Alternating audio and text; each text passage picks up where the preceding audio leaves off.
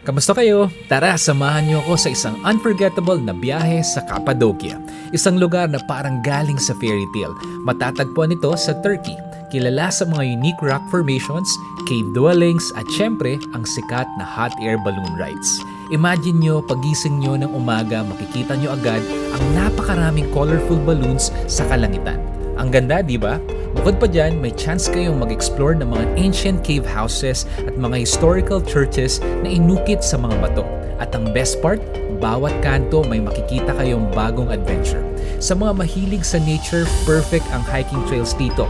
Pwede din kayong mag-try ng horseback riding o kaya ATV tours para sa extra thrill. Kapag napagod, pwede kayong mag-relax sa isa sa mga cave hotels na nagbibigay ng unique at cozy na experience. Kaya ano pang iniintay nyo? Pack your bags at sabay-sabay nating tuklasin ang kagandahan ng Cappadocia.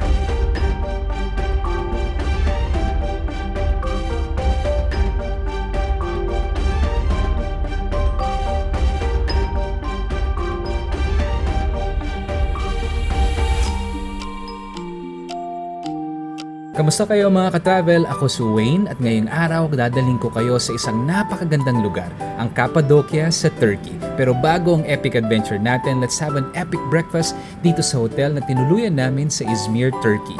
By the way, kung hindi mo pa napanood ang travel vlog namin sa Izmir, then I'm inviting you to watch at baka maging part din ito ng travel bucket list mo.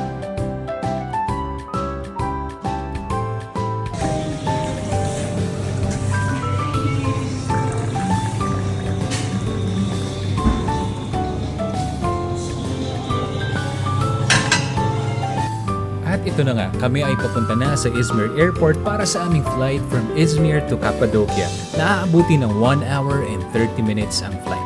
Actually, pwede rin namang mag-bus or mag-train going to Cappadocia. Yung nga lang, kung ikaw ay may limited na time at gusto mong masulit ang bakasyon, then I highly recommend traveling by plane. Anyway, maganda rin naman ang view from the plane towards our journey to Cappadocia. Zamboanga.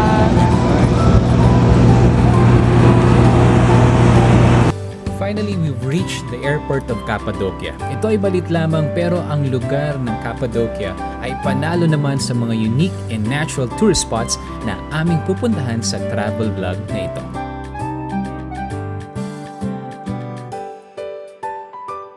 Ang pangalan na Cappadocia ay galing sa ancient Persian na Katpatuka, which means the land of beautiful horses.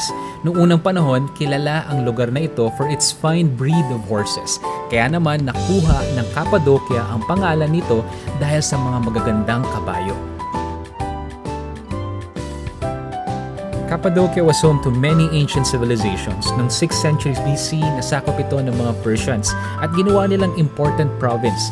Later on, naging bahagi din ito ng Roman and Byzantine empires. Ang rich history ng lugar na ito ay kitang-kita sa mga ancient structures at carvings na makikita natin dito. And now we're here sa aming tutuluyan na hotel dito sa Göreme, isa sa mga sikat na town sa Cappadocia. Let me tour you guys sa cozy and nice cave hotel na ito.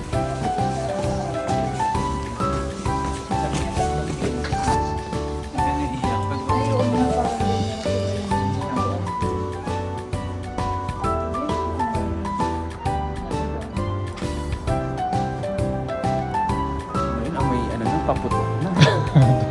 Katatapos na lang fireworks.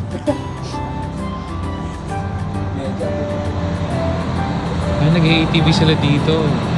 Hanggang dito pala. Ang ganda ng surroundings, diba? Actually, this is considered a cave hotel, though yung structure ay hindi mukhang cave. And if you plan to travel to Cappadocia, I highly recommend to stay in Göreme because this is like the center at walking distance sa mga tourist spots, souvenir shops, stores, and restaurants. Even at night, buhay na buhay ang Göreme, kaya siguradong hindi ka maboboard dito.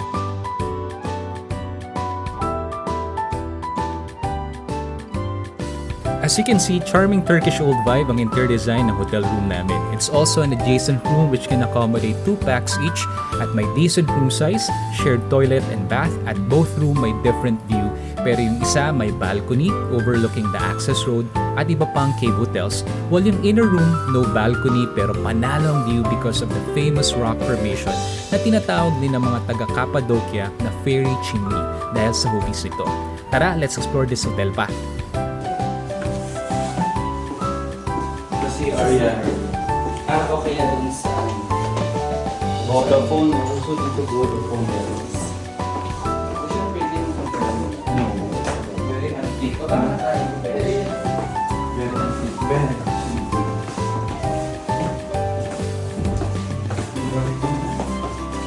Alas, na ano na to? Ay, ito may kadugtong ng isang ano. L1. Ano? Yung buong dito tayo ng Victoria.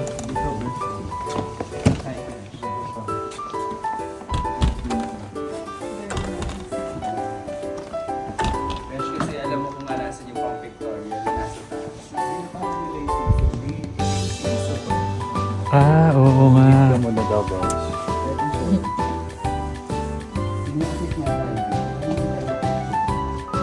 Sa kabilang tara.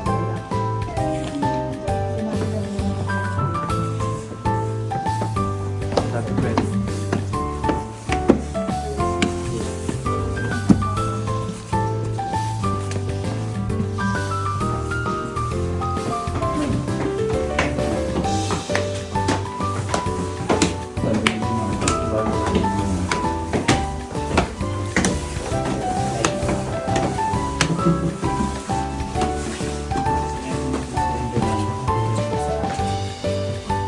Hindi ko nalabas.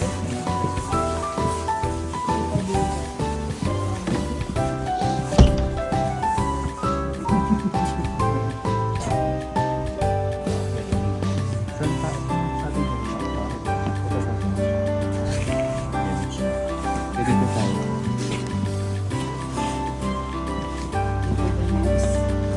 Next floor. I'm gonna show you our next floor. We have House tour naman pala. lakas sa Pamijit. Hindi para sa YouTube. Kaya, Medyo mababa. ay, tapos may isa pang taas. Bes. May antaray. Ba't ganun? Ito nga. Okay, ito ang pang ano. Maganda nga ito, Victoria. talaga dito. Nakaupo ka sa Yawin. Sa dress mo. May billboard ng dito na.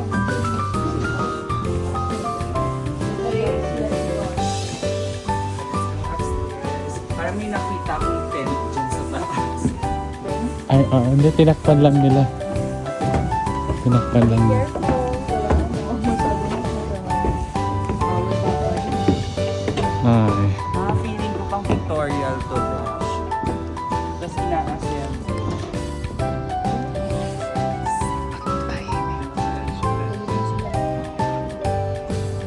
Ina-assemble. Assemble is Ako yung feeling. It was April at sinakto namin sa Holy Week ang bakasyong grande namin sa Turkey.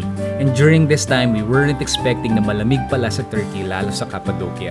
Yung lamig na gustong-gusto natin sa Pinas, but ito rin yung lamig na halos tumigas na yung kamay mo at mas gusto mo pang nasa pocket na lang ang mga kamay mo to heat it up. Pero nung nakita namin yung mga ilaw na mga cave houses at cave hotels dito sa Gureme, as the night falls, totoo nga yung sinabi nila. Para kang nasa ibang mundo ng isang magandang fairy tale. I was blown away and up to this day, gandang-ganda pa rin ako sa Cappadocia. Like what I said, buhay pa din ang Gureme sa gabi. Actually, napansin namin na bukas ang mga souvenir shops, restaurants, pharmacy, and convenience stores gaya ng Korean store na to na bibisitahin din natin sa travel na to.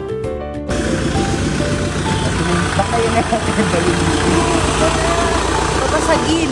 Lahat herbal. Ayan yung ano. Pero parang nakakatakot na. Nakakatakot na. Iuwi. Oo.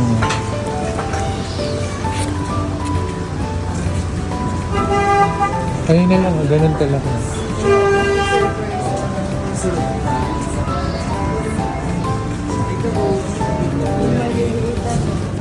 Ito, so cute. Nababasagin ba? Dito tayo sa kama.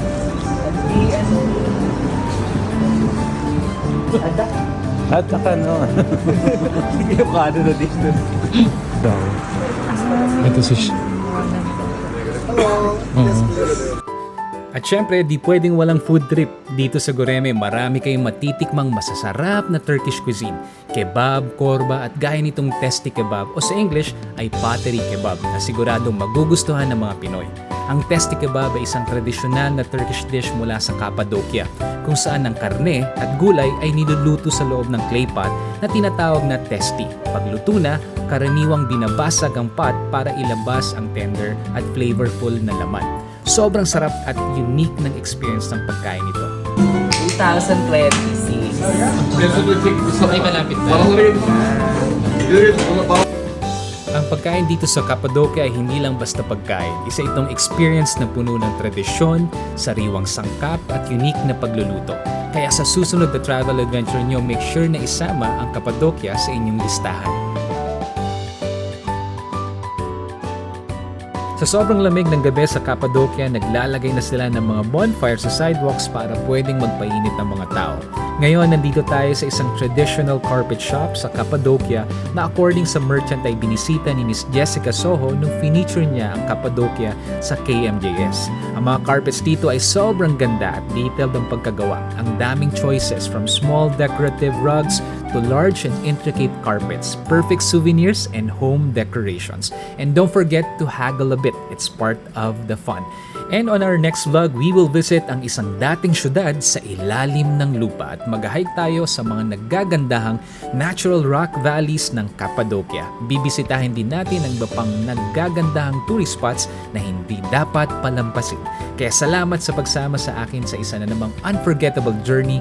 Kung nagustuhan nyo ang video na ito, huwag kalimutang mag-like, mag-comment at mag-subscribe para updated kayo sa mga susunod kong travel adventures. Hanggang sa muli mga ka-travel, ako si Wayne, ang inyong travel buddy. Paalam at happy travels!